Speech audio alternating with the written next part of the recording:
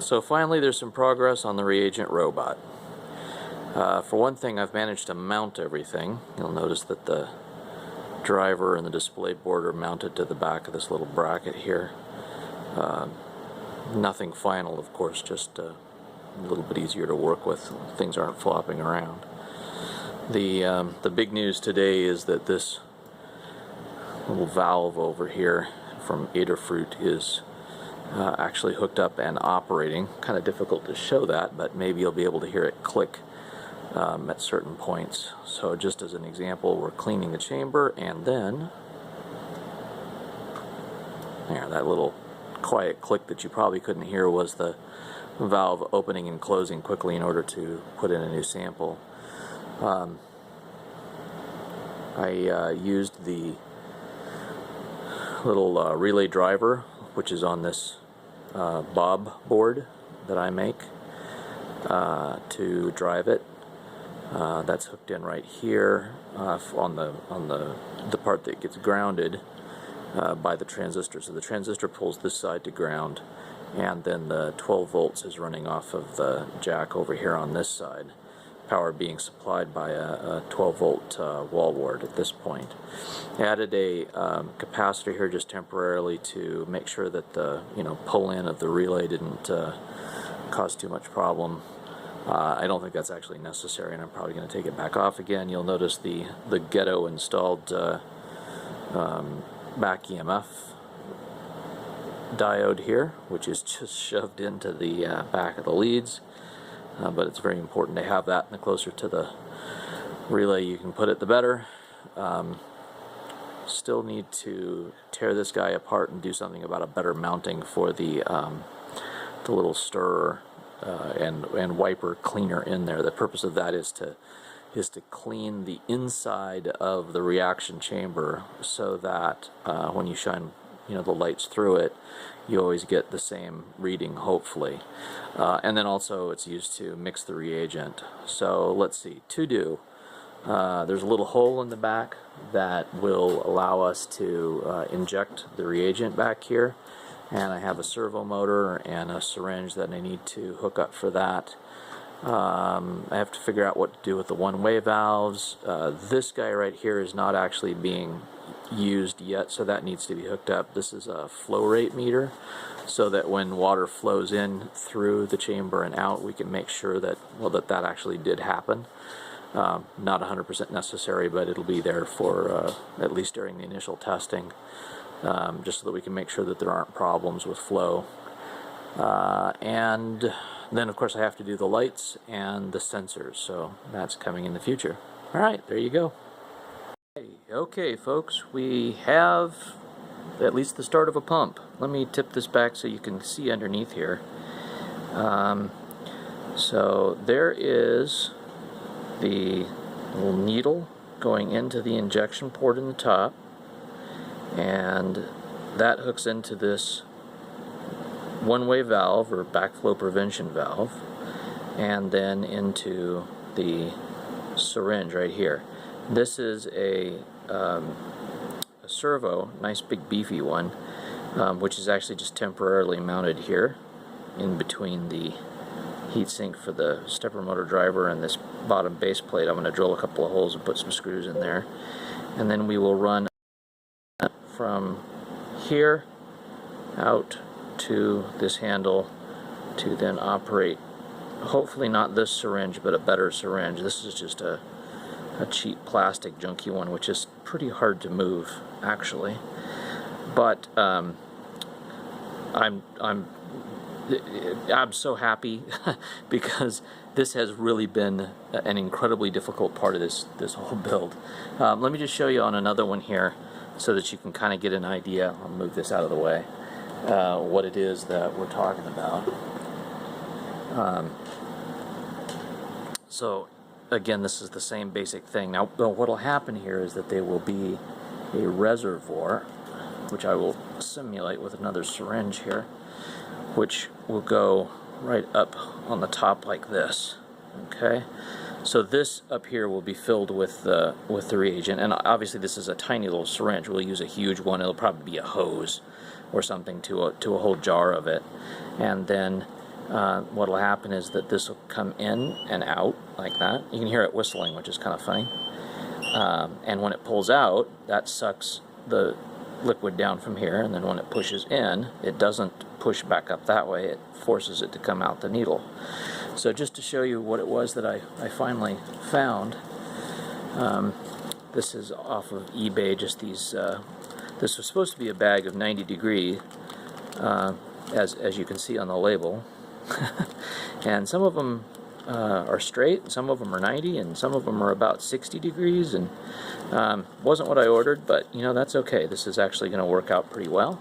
And then here is the magic item that I have been whining about for the longest time. Can somebody please help me figure out what to order? And this is the little one-way valve, okay? But that I was going to have 2 of these and then a T, because when I think one-way valve, I think 1 input, 1 output, and then I would have a T here, and then another one of these, right, which would be 1 input, 1 output. Well, it turns out, and I'm kind of blown away that nobody in the medical profession knew this, or at least didn't realize it could be used this way. But these things have, you know, it's everything. It's all built into one. There's no other parts needed. So it's just this one thing. It allows the liquid to be sucked in this way, and then blown back that way. And this actually works too. If I turn this upside down and I, you know, like we're to stick this down in a jar or something like that, it'll pump this way as well. Which actually I may end up doing depending on how the thing gets mounted. Just for now, I've got it hooked up this way. So, woohoo! Story of how I found this is kind of funny. I've been asking everybody that I knew, you know, can you please help me figure out, you know, which one of these to order? Because there's like 50 different types of this thing. And even this one, when I ordered them, I thought because it says female lure, and in the picture, it's very clear that all 3 parts. Here, wait, let me get one out so I can explain what I mean. That all 3 parts of it are the female lure. Okay, so that is a male lure end, that is a male lure end, and this is the female, okay? So the syringes, I mean the needles rather, the little green part here, those are always male, right? So like I said, I thought I needed 3 of them, and I figured I would have to have, you know, like female, I would have to have the needle to which is male, into a female, and then have a female here to a male T, and then have a female on the other end, and then, you know, into the feed. So these were supposed to be all female. That's what it says, and the drawing clearly shows all 3 of these being female. And yet, when I ordered them and they showed up, they were like this, with the 1 female and then the 2 males here. And just through absolute dumb luck, it happened to work out. So I had been going around for, it's been months, asking, you know, please can somebody give me access to 1 or 2, you know, like a syringe and some of the needles and the backflow preventer valve, so that I can just figure out how everything hooks together. You don't even have to give them to me. I just want to be able to play with them, and then, you know, you can keep them, and that way I'll know what to order, right? So I had found listings online for backflow prevention valves, for one-way valves, with the lure connectors on them, but they were like $216 for 100 of them. So, you know, each one of these is like, I think I actually paid like $1 something for these, but they're, you know, like $1 or $2. They're not a lot of money, but they would only sell them in like lots of 100 or 200 or 500 or 1,000. You know, so it was insane the amount of money I was going to have to spend, and then not really know whether or not it was going to work, right?